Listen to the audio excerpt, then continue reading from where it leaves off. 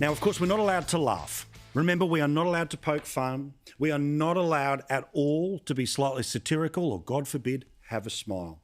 That said, have you done your census yet? Took me about 10 minutes to bang it out, and thankfully the online system at this stage seems to be going okay.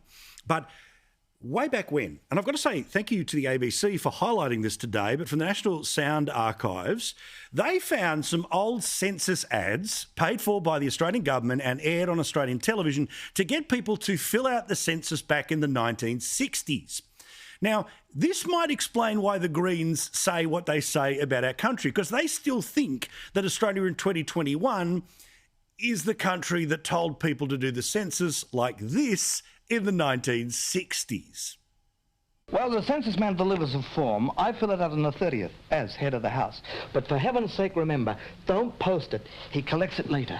I'll remember, but did you remember to put out the milk bottles? That was a public education campaign in the 1960s. There's more. Why spend all that money just counting people? It's important to all of us. We have to know how many kids there are to plan schools, how many cars to build sufficient roads. We have to plan hospitals, pensions and things. And it's important to do it properly. Well, just don't forget our Cyril. Remember, babies are people too, you know. Oh, damn you. Little Cyril. I could play these all night, but can I just play one more? Seems a terrible fuss over such a simple thing. We have a job to do that's important to Australia.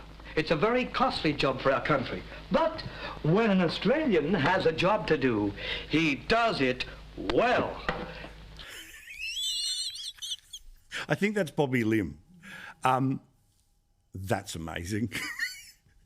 But you want to fast forward to how the media talks about a census in 2021? Well, you need to look no further than the other taxpayer-funded outlet to see that the LGBTIQA plus community is offended because the question asks, are you male and female?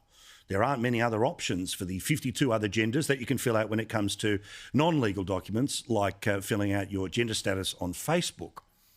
Now, of course, this is the census news story they run on the ABC. And no doubt that will be confronting for people who are non-binary when it comes to gender. But according to the census in 2016, that is a grand total of 1,260 people. Now, could that number have doubled, trebled?